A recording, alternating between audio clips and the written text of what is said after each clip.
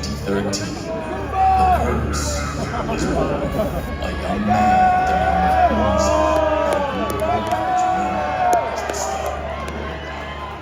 Little did they know what was waiting for them in the flames. An unkillable demon king in the city of angels, dressed in red, made Uzi shiver with fear. His impeccable set. But for the AD carry and his team, this was just the beginning of a nightmare. The meanest shade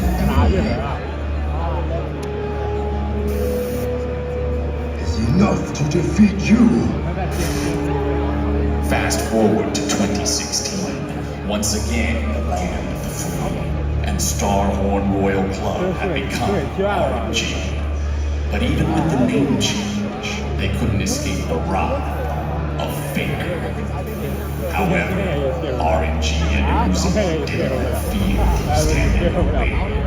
2017 was there. They made it to the semifinals, and on that night in Shanghai, our hometown heroes pushed Faker all the way to the edge. As they thought they had finally conquered their demon, he somehow evolved into a colossus, smashing their hopes of lifting the I wake, I break things. But then, he disappeared. It seemed as though the curse that had followed them to the ends of the earth had become a shadow, a horror story told to remind themselves to never take anything for granted. RNG were happy, having finally put the past behind them. But the demon king will always catch up with you. He was waiting for the right time to strike, with the right teammates, and surrounded by hungry young blood. He attacked once again. Now, almost a decade after the curse was born, Faker is back to haunt RNG and Worlds, hoping to once again deny the one title they've been chasing all this time. Legend says that if you listen closely, you can still hear Uzi's screams at the stable's center. But Faker shows no mercy.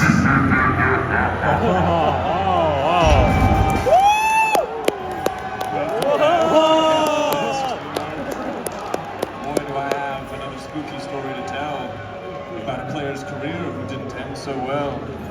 Seeing his mouse so hard didn't go very far, because when he pushed R, you right-clicked. Okay, that's all I got. We're back. This is a very serious game and a very serious moment. Welcome back for T1 versus RNG. We're back to League of Legends. No more scary stories. Although if you're an RNG fan, potentially more scary results.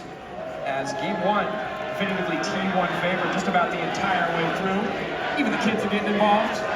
And we'll have to see how RNG recover as we look forward. I mean, especially since RNG, the first time they've been able to defeat T1 in those international best of fives was MSI, just gone. And it feels like now T1 have kind of bounced back looking for that revenge. Starting off well in game one, we'll have to see if RNG can bring it back now for game two. RNG on the blue side, I think Graves was a very big problem for them.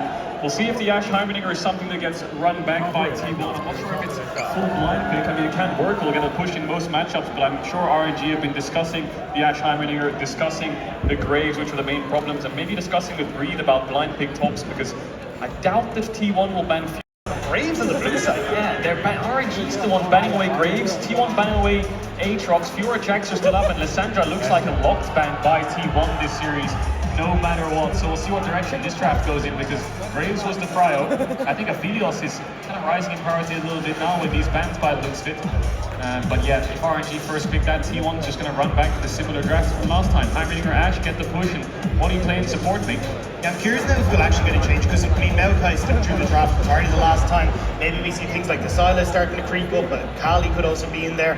I wouldn't be surprised to see them try and lend in towards something for Wei in these early stages as well, as that has kind of been the comfort for RNG for a long time. There's be taken. Glad to see it. I don't think Sivir Yumi was the meta that anyone was excited for in this series, but now what is the option going to be from RNG? You talked about blind pick top laners, the LeBlanc ban, potentially showing us some preference on the mid lane matchup, but bot lane wide open as well. I feel like with Graves off the board, you got a lot of choice left, a lot more flexibility in terms of what you can prioritize for jungle.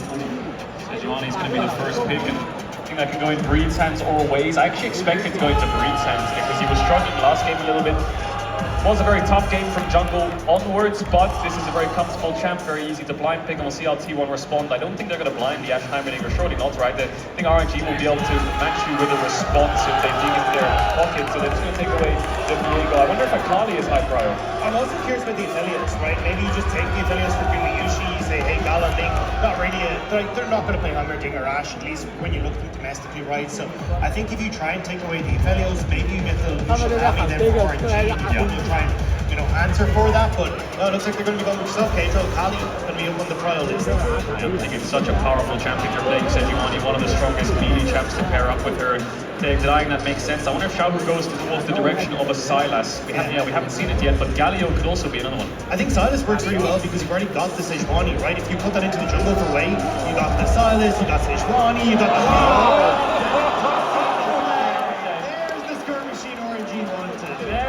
the exact draft we want.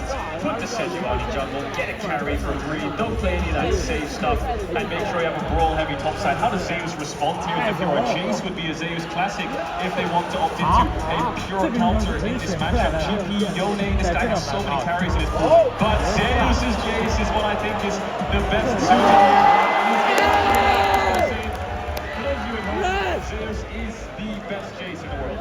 I think he's still in a good spot, especially into things like the Fiora, right? You can still play from Punk, you can still play push Wave, but it is going to be a case of, again, looking at Owner, you try and facilitate that, getting control over topside, getting that vision, but when I look at RNG's top end of the map, that becomes very difficult to do. Interesting that T1 are the ones banning away Aphelios there, and I thought that's something that RNG would have to ban away, and that's something that Gumiyushi could look for on 4, so we'll see how this bot lane evolves. Kaisa is something that works really well with skirmish heavy topside, something they can actually get in there and be self-sufficient in diving. Kalista is another one, but I don't think T1 will play that one. Gumiyushi struggled a little bit with it, and Gada doesn't actually play the Kalista. There's the Lucian. I thought it would be the opposite side. I assumed that it was going to be T1 who were going to ban away things like the Lucian and make themselves but back to see what Gumiyushi wants to try and go for. The Kalista, as you said, it's still open.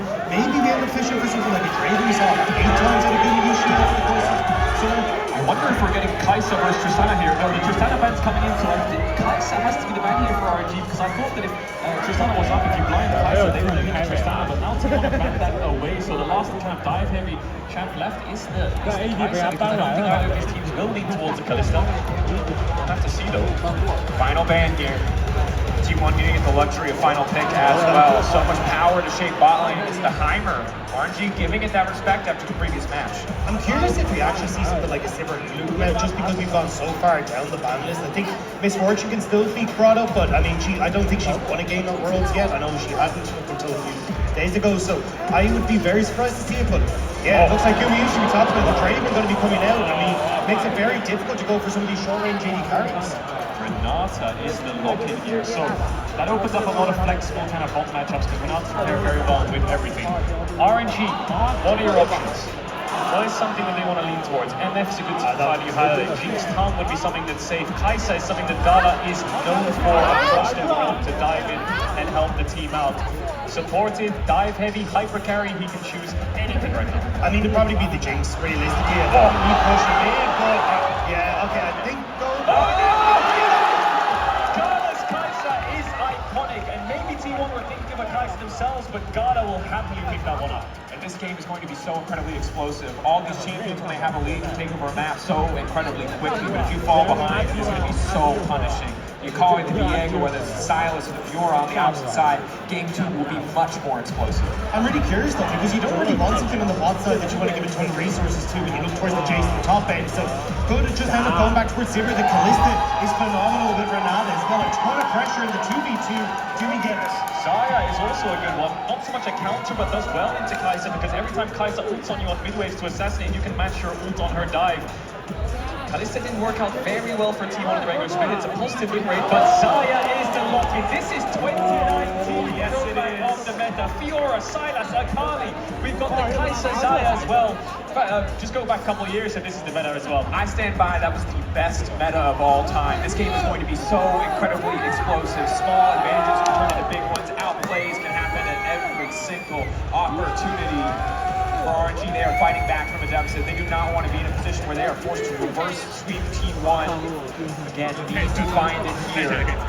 For Zeus, breathe on the top side.